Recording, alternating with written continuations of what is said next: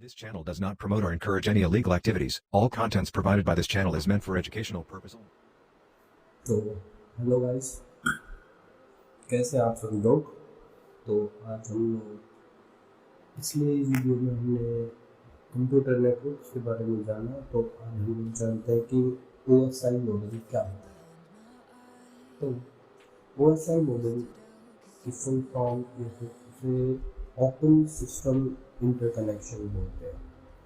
It is a reference model that describes how information from a software application in one computer moves to the physical medium to the software application in another computer। मतलब जैसे जो हम लोग computer चला रहे हैं, हम लोग हार्डवेयर से मतलब कि हम लोग कीबोर्ड से कुछ भी टाइप करते हैं, वो हमारे सॉफ्टवेयर तक स्क्रीन पे दिखता है और वहीं से सेम किसी दूसरे बंदे के पास ट्रांसफ़र हो रहा है। तो ये कैसे हो रहा है, ये OSI मॉडल यूज़ होता है। तो ये developed by international organisation for standardisation. इन लोगों ने डेवलप किया था। Consist of 7 layers. इसकी 7 लेयर है। OSI model divides the whole task into 7 smaller and manageable task. 7 layers है तो ये जो काम है ये भी 7 लेयर्स के अंदर ही लगता है। तो each layer is self-contained, so the task assigned to each layer can be performed independently। मतलब कि ये एक दूसरे पर डिपेंड नहीं है, अपने अपने टास्क खुद इंडिपेंडेंटली करते हैं। तो ये है इनके 7 layer: application layer, presentation layer, session layer, transport layer, network layer, data link और फिजिकल। तो जो ये ऊपर की है ये तो रिस्पॉन्सिबिलिटी ऑफ होस्ट, मतलब कि होस्ट की जो रिस्पॉन्सिबिलिटी है वो, और जो ये नीचे की 3 लेयर्स है ये है नेटवर्क की रिस्पॉन्सिबिलिटी। तो हम देखा कि यहाँ पे ये दो उस पार्ट में डिवाइड है, एक ये और एक ये। तो हम इनको बोलते हैं OSI model is divided into 2 layers, एक अपर लेयर्स, एक लोअर लेयर। तो हम देखते हैं अपर लेयर। तो जो अपर लेयर है वो ज़्यादातर डील करता है एप्लीकेशन रिलेटेड इश्यूज के साथ, एंड जो ये है ये सॉफ्टवेयर पे ही इम्प्लीमेंटेड होता है। और एप्लीकेशन लेयर जो क्लोजेस्ट है वो एंड यूजर के वो, इसमें application layer both the end user and the application layer interact with the software applications. The upper layer refers to the layer just above another layer. तो lower layer क्या करते हैं, deals with the data transport issue।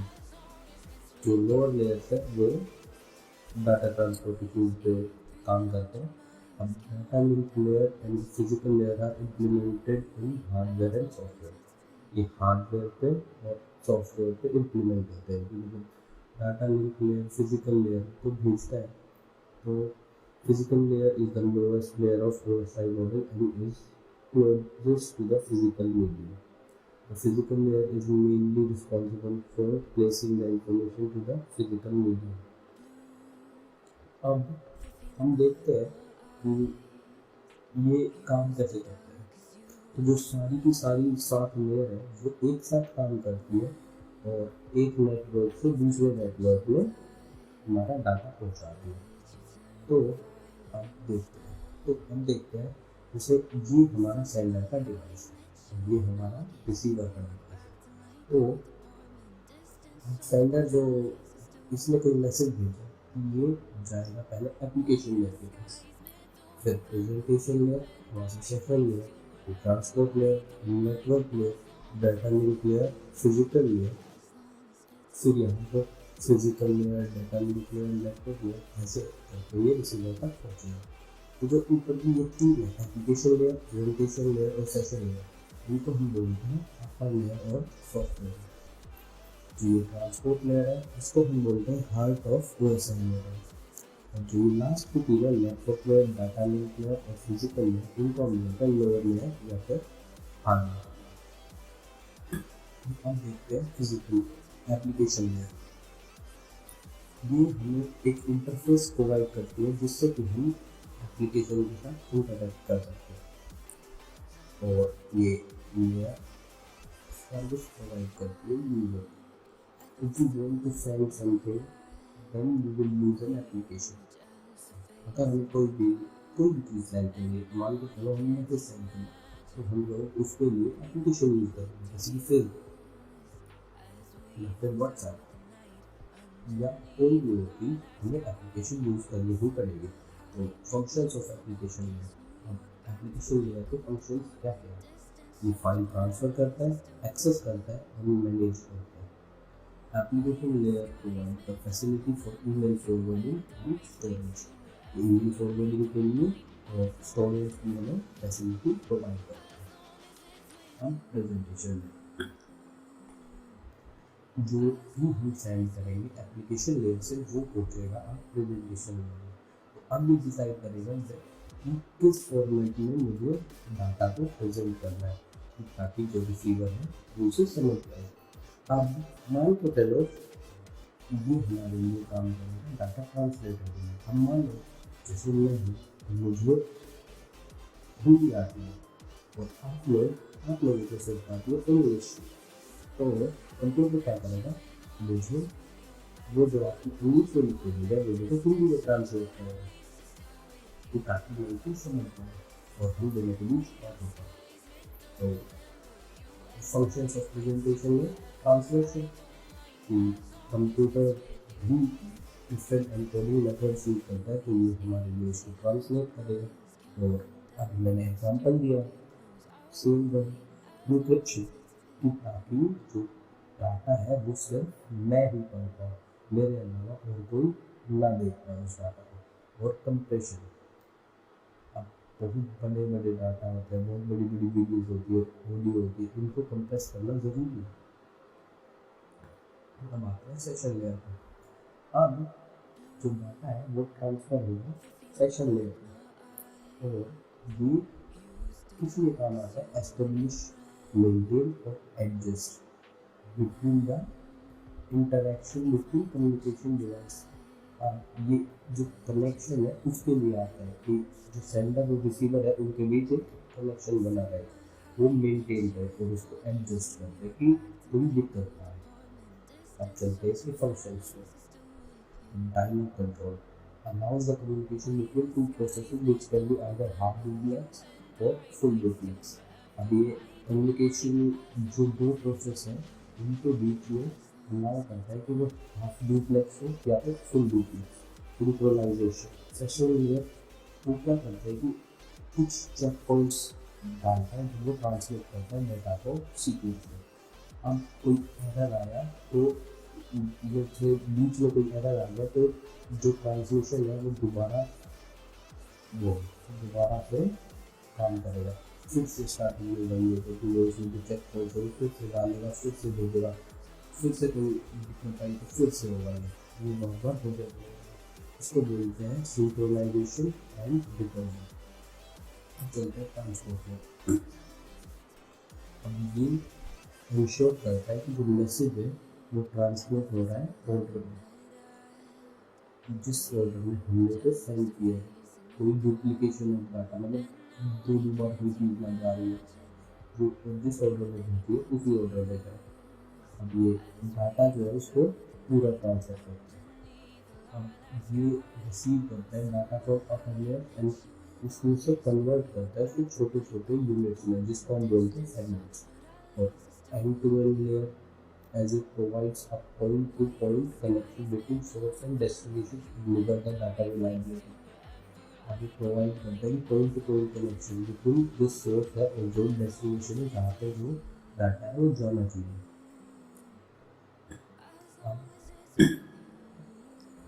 दो protocols है जो इस layer में use होते हैं, वो होते हैं ट्रांसमिशन कंट्रोल प्रोटोकॉल।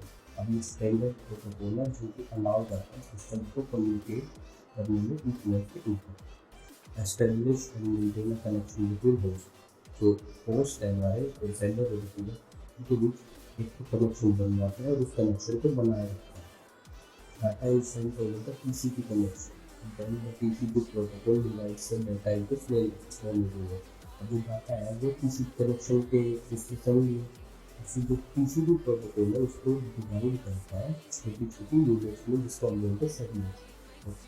हर सेगमेंट ट्रैवल करती है इंटरनेट में मल्टीपल रूट्स के थ्रू, और जो वो एक जगह पर पहुँचती है वो डिफरेंट ऑर्डर में होती है। अब ये जो ट्रांसमिशन कंट्रोल प्रोटोकॉल उसको दोबारा से रीऑर्डर करता है, और जिस ऑर्डर में वो पहले थी उसी करेक्ट ऑर्डर में उसको वो लगाता है। अब user datagram protocol, unreliable transport protocol, as in this case receiver does not send any acknowledgement the fact। अब मान के चलो कि जो रिसीवर है वो कोई भी एक्नॉलेजमेंट सेंड नहीं कर रहा है कि जो पैकेट है वो उसको रिसीव हुए या नहीं, और जो सेंडर है वो वेट भी नहीं करता है इस एक्नॉलेजमेंट पर, तो इसको ये एक प्रोटोकॉल अनरिलायबल बना देता है। अब इसके फंक्शंस देखते हैं। सेगमेंटेशन एंड डिसेंडिंग, तो ये इसको छोटे छोटे पैकेट्स में डिवाइड करता है और उसको सेगमेंट्स में, और फिर उसको हम लोग जैसे वो सेगमेंट में उसको डिवाइड कर दिया तो हम उसको यूनिकली आइडेंटिफाई कर सकते हैं। तो जब मैसेज अराइव होता है डेस्टिनेशन पे, तो जो ट्रांसपोर्ट ले रहा है उसको दोबारा से रीअसेंबल करती है और उसको सीक्वेंस में डालती है। सर्विस पॉइंटर जैसे computer register a program simultaneously due to this reason. The translation of data from the source to the destination not only from one computer to another। जैसे जो कंप्यूटर है वो कई प्रोग्राम रन करता है एक साथ इस रीजन की वजह से, तो जो ट्रांसमिशन ऑफ डाटा है वो एक सोर्स की डेस्टिनेशन से नहीं, सिर्फ एक कंप्यूटर से अनदर कंप्यूटर में भी जानता है, और एक प्रोसेस से दूसरे प्रोसेस में जो ट्रांसपोर्ट में है वो ऐड करके हेडर्स जो कि कंट्रोल करता है ये एड्रेस, उसको बोलते हैं सर्विस पॉइंट एड्रेस और पोर्ट एड्रेस। कनेक्शन कंट्रोल, जो ट्रांसपोर्ट लेता है वो प्रोवाइड करती है दो सर्विसेज, कनेक्शन ओरिएंटेड सर्विस और कनेक्शन लेस सर्विस। जो कनेक्शन लेस सर्विस है वो ट्रीट करती है जो सेगमेंट है उसको इंडिविजुअल पैकेट्स में, और वो सारे ट्रैवल करते हैं डिफरेंट रूट में और एक ही डेस्टिनेशन पे पहुँचते हैं। जो कनेक्शन ओरिएंटेड होती है एक कनेक्शन बनाकर ट्रांसपोर्ट लेयर से डेस्टिनेशन मशीन के उससे डिलीवर होने के जो पैकेट्स है वो डिलीवर होने से पहले, और उसमें पहले जो पैकेट्स होते हैं वो सिर्फ एक सिंगल रूट पे फ्लो करते हैं। अब जो फ्लो कंट्रोल है, अब इसको बोलते हैं जो ट्रांसपोर्ट ले रहा है वो रिस्पॉन्सिबल होगी फ्लो कंट्रोल, अब एरर कंट्रोल। जो ट्रांसपोर्ट ले रहा है वो रिस्पॉन्सिबल है एरर कंट्रोल के लिए। एरर कंट्रोल परफॉर्म होता है and load rather than across the single node. और जो सेंडर है वो ट्रांसपोर्ट में इंश्योर करता है कि जो मैसेज है वो डेस्टिनेशन पर पहुँचा है बिना किसी एरर। अब आता है नेटवर्क, अभी मैनेज करती है डिवाइस की एड्रेसिंग और ट्रैक करती है लोकेशन ऑफ डिवाइस और द नेटवर्क। अब जो नेटवर्क पे जो डिवाइस है उसकी लोकेशन ट्रैक करती है ताकि उसको पता रहे कि हाँ हमें जाना है। तो डिटरमाइन करती है जो बेस्ट पाथ है जो यूज करने के लिए डाटा को, जो सोर्स से और destination based on the network condition की नेटवर्क जैसी कंडीशन है उस हिसाब से जो बेस्ट पाथ है उसको हम बताएंगे। जैसे कि गूगल हमें बेस्ट पाथ बताता है कि हम किस साइड से जाएँ, गूगल मैप्स। और प्रायोरिटी ऑफ सर्विस और अदर फैक्टर्स को जैसे हमारे यहाँ पे देखते हैं हम लोग जैम है तो हमें पहले ही पता चल जाता है। Protocols used to route the network traffic are known as network layer protocols. Function of network layer, internet working. अब इंटरनेट वर्किंग एक मेन रिस्पॉन्सिबिलिटी है वो है नेटवर्क लेयर की, वो एक लॉजिकल कनेक्शन बनाता है डिवाइसेस के बीच। एड्रेसिंग ये ऐड करता है सोर्स और डेस्टिनेशन एड्रेस एक हेडर एक फ्रेम में, मतलब उससे जो डेटा है उसमें एक हेडर और फ्रेम लगा देता है कि ताकि उसका सोर्स पता हो कहाँ से आया है कहाँ जाना है। एड्रेसिंग अब ये आइडेंटिफाई करता है कि डिवाइस किस डिवाइस के लिए भेजना है, वरना तो हमारा जो भी मैसेज है हर बंदे को टाइम जा सकते हैं, तो इसलिए पता रहता है उसको भी उसे कहीं मिला ब्लूटूथ मेजर कंपोनेंट। ये सिर्फ मेजर कंपोनेंट है नेटवर्क लेयर का, और ये डिटरमाइन करता है जो कि पार्ट है सबसे बेस्ट पार्ट, या तो एक जो डेस्टिनेशन के लिए बेस्ट पार्ट है बहुत सारे पार्ट के अंदर से उसको ढूंढता है, उससे पैकेट्स को भेजता है पैकेटाइजिंग। ये नेटवर्क लेयर जो रिसीव करती है पैकेट्स को अपर लेयर से और उनको कन्वर्ट करता है पैकेट्स में, इसको बोलते हैं packetizing data linking. It is possible for error free transfer of data frames. ठीक है, इसलिए जो एरर ना हो उस ट्रांसफर के लिए डेटा फ्रेम्स के लिए रिस्पॉन्सिबल होती है डेटा लिंक लेयर, जो डिफाइन करती है format of data in the network, provide a reliable and efficient communication between two or more devices. अभी प्रोवाइड करती है रिलायबल और एफिशिएंट कम्युनिकेशन जो दो डिवाइसेस के बीच, दो या दो से ज़्यादा, ये दो सब लेयर्स की कंसिस्ट होती है, लॉजिकल लिंक कंट्रोल लेयर और मीडिया एक्सेस कंट्रोल लेयर। जो लॉजिकल लिंक कंट्रोल लेयर है वो है रिस्पॉन्सिबल जो पैकेट्स हैं उनको ट्रांसफ़र करने के लिए नेटवर्क लेयर के रिसीवर से, मतलब जो रिसीवर की नेटवर्क लेयर है वो उसको रिसीव कर रही है, उसके लिए ये ट्रांसफर ये रिस्पॉन्सिबल होती है। ये आइडेंटिफाई करती है address of network layer protocols from the headers. तो जो नेटवर्क लेयर ने हेडर लगाए होते हैं उनसे ये पता करती है कि हाँ ये किस एड्रेस पे जाना है, तो ये फ्लो कंट्रोल भी प्रोवाइड कराती है। मीडिया एक्सेस कंट्रोल लेयर क्या करती है, ये लिंक होती है विथ लॉजिकल कंट्रोल लेयर और नेटवर्क की जो फिजिकल लेयर है इसके साथ। और ये जो ट्रांसफर ऑफ पैकेट्स है नेटवर्क में वो इसके थ्रू फंक्शन इसका फ्रेमिंग। अब ये जो डेटा लिंक लेयर है वो ट्रांसलेट करके physical bits stream into packets जो कि हम फ्रेम्स बोलते हैं, और data link layer headers add करती है और ट्रेलर्स ऐड करती है फ्रेम में। और जो हेडर है वो फ्रेम के हार्डवेयर डेस्टिनेशन और सोर्स एड्रेस कंटेन करता है। फिजिकल एड्रेसिंग जो डेटा लिंक लेयर है वो हेडर वो करती है और एक एड्रेस भी डालती है। ये भी सेम वही काम है कि जो फ्रेम के अंदर ट्रांसमिटेड डेस्टिनेशन का एड्रेस होता है उसको मेंशन करती है हेडर। फ्लो कंट्रोल, अब जो मेन काम है जो डेटा लिंक लेयर का वो है फ्लो कंट्रोल। तो इसमें क्या बोलते हैं, इस ये टेक्निक है जिसके थ्रू constant data rate is maintained on both side so that no data get corrupt, कि एक ही स्पीड से डेटा जाता रहेगा और रिसीव होता रहेगा कि ताकि कोई भी वो करप्ट ना हो। और ये इंश्योर करता है कि जैसे सर्वर हाई प्रोसेसिंग स्पीड पे एक्सीड ना करे रिसीविंग स्टेशन पे विद लोअर प्रोसेसिंग स्पीड, तो कोई दिक्कत ना आए कि ताकि डाटा करप्ट हो। अब एरर कंट्रोल भी यही देखता है कि कोई एरर ना आए, तो ये रिसीवर को एक एक्नॉलेजमेंट सेंड करता है कि हाँ ट्रांसमिशन चाहिए यानी कि दोबारा को डाटा को भेजो।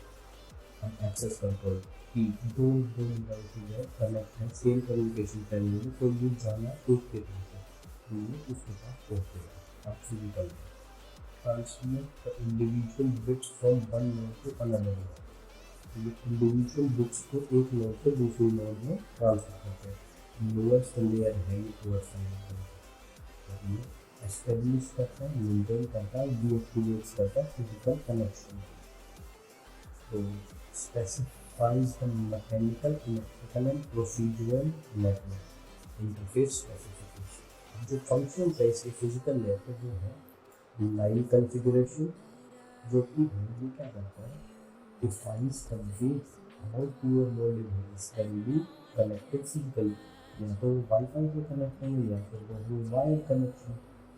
तो भी और भी बहुत से हो सकते हैं, पर जितना मेरे को पता है शायद यही होता है। डाटा ट्रांसमिशन ये डिफाइन करता है जो ट्रांसमिशन मोड है, या तो ये सिंप्लेक्स है, हाफ डुप्लेक्स है या फिर फुल डुप्लेक्स है। और जो दो डिवाइस के बीच में नेटवर्क के थ्रू डाटा ट्रांसमिशन है। और टॉप लेवल ये डिफाइन करता है किस हिसाब से, मतलब define the way how network devices are arranged. तो ये डिफाइन करता है कि किस वे में जो नेटवर्क के डिवाइसेस वो अरेंज है। Signal determines the type of signal used for transmitting the information. ये डिटरमाइन करता है कि किस टाइप के जो सिग्नल है वो ट्रांसमिटिंग इंफॉर्मेशन ट्रांसमिशन के लिए यूज होते हैं। तो आज के लिए बस इतना ही। हम लोग मिलते हैं अपनी वीडियो में। तो अगर आपको वीडियो पसंद आई तो प्लीज़ इसको लाइक करें, शेयर करें और सब्सक्राइब करें हमारे चैनल को। तो अपने अभी वो एनमैप के ऊपर सीरीज बनाया, तो इसमें हम पहले बिगनर्स के लिए इस चीज़ को समझने में हेल्प कर रहे थे। हमें क्या क्या चीज़ें पता होना चाहिए कि कैसे डाटा ट्रांसफ़र होता है, क्या क्या होता है, पोर्ट्स क्या होते हैं, सब कुछ पता होना चाहिए, ताकि हमें आगे चल के ये हो, हाँ, हम जब एनमैप यूज़ करें हमें वो कैसे यूज़ करना है और हमें उसमें क्या क्या पता है। हमें सब कुछ देखना है कि हाँ हमारे लिए जैसे हम कोई ग्रुप स्कैन करते हैं तो हमें पता हो कि हम क्यों करते हैं, कैसे कर रहे हैं, इससे पीछे क्या हो रहा है। तो इसलिए मैं आप लोगों को ये सारी चीज़ें बता रहा हूँ। तो प्लीज़ सब्सक्राइब करें चैनल को और तब तक के लिए बाय।